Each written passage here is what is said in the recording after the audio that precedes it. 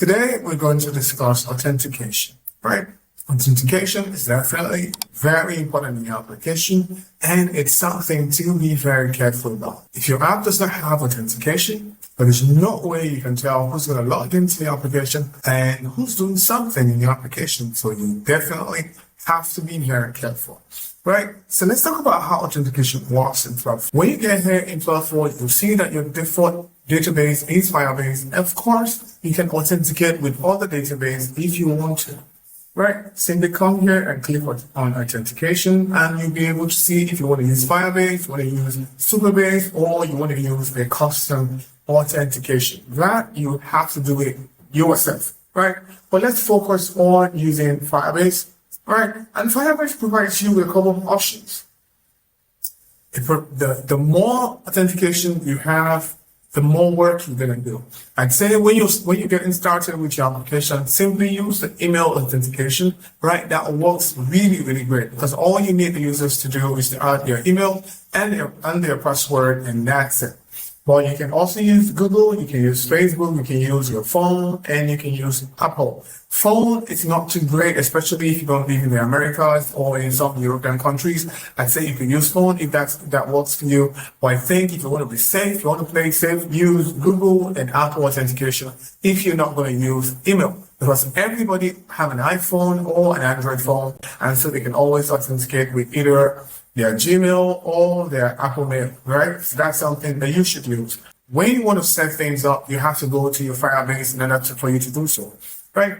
Come back here, click on authentication, and then click on sign-in methods. Right now, I have the email sign-in methods activated, but I can click here and I can add as many as possible. So you go ahead and add your Google in there, say enable, but you have to do a whole lot more, right? I'm not going to walk you through that, but I'm just going to tell you what's available for you, right? So you have to do a whole lot more, and you have to add an email, but this doesn't mean your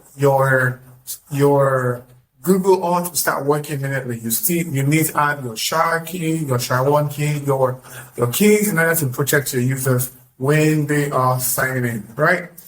So also you can click here, add provider, and you can add your Apple, but you need to add your service ID and you need to follow some more steps, right? If you ever stop doing this, feel free to click on the link below and somebody from Flojo will definitely help you get unstuck.